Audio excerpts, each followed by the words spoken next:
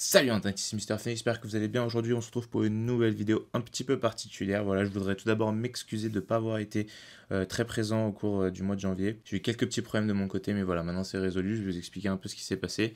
Et un autre point important s'est passé pendant janvier, c'est qu'on a réussi à passer le palier des 250 abonnés, ce qui est énorme pour moi. Voilà, donc je voudrais tout d'abord vous remercier et je vous souhaite la bienvenue dans la famille et sachez qu'on ira encore plus loin. Donc laissez-moi vous raconter les 2 semaines les plus intenses de toute ma vie qui ont eu lieu au cours du mois de janvier 2018. Donc pour bien comprendre cette vidéo, il est important de savoir que je vis dans la région parisienne et plus précisément en bord de Marne. Tout a commencé le mercredi 24 janvier 2018. Donc vers 14 h ce même jour, le niveau de la Marne a décidé de monter, ce qui n'avait rien d'inhabituel car cela s'est déjà passé. Cependant, la vitesse à laquelle ça montait était devenue, on va dire, inquiétante. C'est pourquoi mon père et moi, on a commencé à envisager qu'on pouvait avoir une inondation potentielle. C'est pourquoi j'ai dû quitter le travail ce jour même. J'ai dû aller acheter de quoi nous prémunir contre une inondation potentielle. Il est important de préciser que ce n'est jamais arrivé depuis que je vis ici. Donc c'est le genre de situation dans lequel on n'est pas forcément préparé. Et voire même on est complètement dépassé. Dans un premier temps, la Marne a commencé à envahir notre jardin, donc ce qui avait rien de très alarmant parce que la maison reste quand même assez éloignée du jardin. Mais voilà, donc c'était la première fois qu'on voyait la Marne aussi haut. Et c'est la première fois qu'elle rentrait vraiment dans le jardin. 2 jours plus tard, le 26 janvier 2018, l'eau commence à monter de manière assez inquiétante. On se rend compte qu'on a de l'eau dans la cave, qui arrive à s'infiltrer à travers de micro-fissures sur les murs. De plus, le chemin nous permettant d'accéder à la maison commence lui aussi à être inondé, au même titre que pour nos voisins d'ailleurs, et c'est pourquoi la mairie a décidé de mettre en place des sortes de passerelles en bois nous permettant d'accéder à nos maisons sans avoir à marcher dans l'eau. Le 2 jours plus tard, dimanche 28 janvier 2018, l'eau commence à menacer l'enceinte de la maison et se retrouve plus ou moins devant la porte. Certains de nos voisins avaient plus de 1,50 m d'eau dans leur cave, leur obligeant donc à abandonner leur maison pour des raisons de sécurité. À 16 h, la police municipale nous informe que EDF décide de couper l'électricité dans les 20 prochaines minutes pour une période indéterminée. Et tout cela parce qu'en fait, si vous voulez, un des compteurs électriques s'était retrouvé sous l'eau, ce qui représentait un danger potentiel. Alors en revanche, il faut savoir que comme la cave était inondée, on a dû mettre en place un système d'évacuation, un système de pompage qui bien évidemment marchait à l'électricité. Donc à partir du moment où EDF allait prendre la décision de couper l'électricité, nous n'allons plus pouvoir pomper et donc ça allait manifestement causer un problème avec les pompages parce que l'eau allait continuer à s'accumuler dans la cave et donc potentiellement inonder l'intérieur de la maison.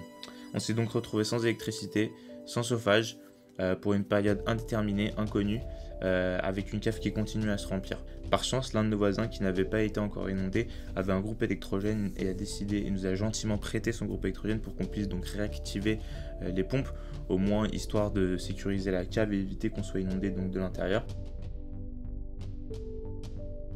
2 jours plus tard, le 30 janvier 2018, l'électricité n'est toujours pas revenue. L'eau continue à monter dans la cave, ce qui devient assez alarmant. Donc mon père a pris la décision d'acheter un groupe électrogène, un truc énorme, un truc de la NASA, parce qu'en fait le groupe électrogène de notre voisin n'était pas devenu suffisamment puissant pour continuer à pomper. Le seul petit problème, c'est que le groupe électrogène se trouve en Belgique, soit à 50 km de Lille, autrement dit 2h30 de route, aller 2h30 de route retour. C'est pourquoi donc le mardi on a décidé avec mon père de partir en Belgique pour aller chercher un groupe électrogène. À 30 minutes de notre destination, EDF nous informe que l'électricité est revenue chez nous. Donc là on se retrouve en fait, si vous voulez, avec un groupe électrogène commandé mais pas encore reçu, sur lequel on est parti chercher mais qui devient donc inutile. Donc là deux options s'offrent à nous. La première, donc annuler la commande, ne pas récupérer le groupe électrogène, rentrer sur Paris et se faire rembourser l'achat. Deuxième solution, aller en Belgique et récupérer le groupe électrogène au cas d'une autre inondation dans les années à venir.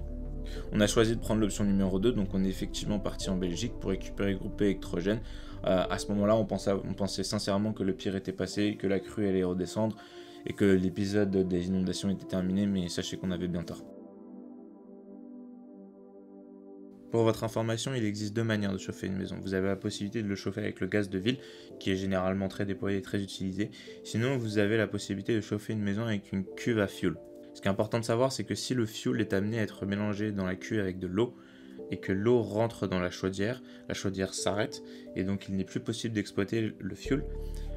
car la chaudière n'est pas censée marcher avec de l'eau. C'est alors que le jeudi 1er février 2018, on s'est rendu compte que la cuve commençait à être inondée également, au même titre que la cave, grâce à à cause de micro-fissures situées sur les parois qui entourent donc la cuve.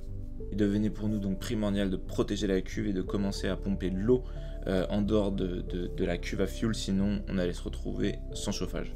C'est pourquoi de la nuit du 1er au 2 février 2018, mon père et moi-même on s'est relayés toute la nuit afin de s'assurer que le niveau de la cuve n'augmentait pas en mettant des pompes. Donc toutes les 2 heures on se réveillait et on allait voir le niveau de la cuve et c'était très fastidieux, très très long et très épuisant. Cependant, on s'est rendu compte que ça ne servait strictement à rien parce qu'en fait, si vous voulez, le niveau d'eau rentrant était beaucoup plus important que le niveau d'eau sortant grâce aux pompes. Donc au petit réveil, on s'est rendu compte qu'on avait perdu la cuve et qu'elle était complètement inondée sous l'eau. Donc on n'avait plus de solution et donc on ne pouvait plus rien faire pour la cuve. Exténué d'une nuit dans le froid, les mains et les pieds dans l'eau gelée, mon père et moi on a décidé de se reposer un peu dans l'après-midi vers 14h.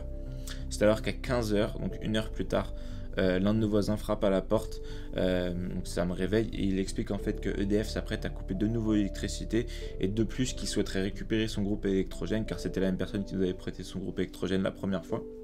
C'est à ce moment-là en fait qu'on se rend compte que l'eau en l'espace de 60 minutes avait monté de manière incroyable et que plus des 3/4 de nos voisins étaient maintenant inondés et ça pendant les 60 minutes de notre sieste. Après que EDF ait coupé l'électricité, on a pu mettre en place donc notre groupe électrogène de la NASA qu'on était parti chercher en Belgique. Et c'était à ce moment-là, donc on a dû aussi faire un rapprovisionnement d'essence parce que notre groupe électrogène ça marche avec de l'essence. Mais on a aussi dû acheter des sacs de sable pour faire des sortes de barrages sur l'enceinte de la maison pour essayer de retenir l'eau le plus longtemps possible à l'extérieur de la maison. Le niveau de l'eau de la cave était devenu très alarmant à un tel point qu'on a dû faire marcher de manière constante 3 pompes. Voilà, on était seuls, dans le noir, dans le froid, sans eau chaude, avec l'eau presque sous les pieds. La nuit suivante, ce fut probablement la pire nuit de ces 2 semaines. Voilà, j'étais épuisé, je dormais très très mal, je dormais que d'un œil. Je me réveillais la nuit avec l'impression que j'avais de l'eau sous le lit. Pareil, on devait faire des roulements de 2 heures pour vérifier le niveau de la cave et s'assurer que l'eau ne rentre pas donc dans l'enceinte de la maison. Au réveil, je constate que la cave était perdue. Encore une fois, au même titre que la cuve, en fait, si vous voulez, le niveau dans la cave avait atteint 1,20 m, sachant que la cave fait 1,50 m de hauteur. Les pompes étaient complètement immergées sous l'eau, on ne pouvait même plus aller les récupérer. Le débit sortant, encore une fois, n'était pas suffisant comparé au débit entrant de l'eau. Voilà, on ne pouvait plus rien faire au niveau des pompes. Personnellement, j'avais atteint mes limites. Mon corps était extrêmement fatigué. Mon mental commençait à abandonner. Je me disais qu'il n'y avait plus rien à faire et que cette maison allait sombrer dans l'eau. J'étais devenu complètement en fait impuissant, si vous voulez. Et ça faisait 2 semaines que je me donnais corps et âme pour essayer de sauver ce qu'il y avait à sauver, mais que j'avais l'impression que ça servait strictement à rien et qu'on ne pouvait pas lutter contre la nature. C'était extrêmement frustrant. Voilà, donc j'ai été contraint de me faire évacuer par les pompiers dans une barque. En fait, moi, je pouvais plus tenir et je ralentissais plus qu'autre chose les efforts que mon père essayait de faire. Physiquement, j'arrivais plus à suivre et mentalement, j'étais complètement cassé, j'en pouvais plus. Mes parents, eux, ont fait le choix de rester dans la maison pour sauver ce qui restait à sauver. Là, j'ai eu un énorme sentiment de culpabilité. J'avais l'impression d'avoir abandonné ma famille, que voilà, j'avais quitté le navire et que j'avais même pas essayé, j'étais même pas resté jusqu'au bout.